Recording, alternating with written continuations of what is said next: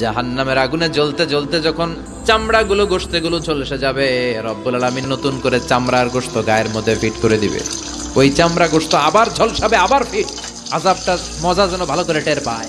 একের পর এক শাস্তি শুরু এবার জাহান্নাম। যারা দুনিয়াতে আত্মহত্যা করছে, ছুরি মারছে, ও খালি ছুরিই মারবে, বিষ খাইছে খালি বিষ খাবে। যে মেয়েগুলো ওড়নায় গলা পেঁচিয়ে আত্মহত্যা, তারা জাহান্নামের রশিতে আর ওড়নায় খালি আত্মহত্যা করতেই থাকবে।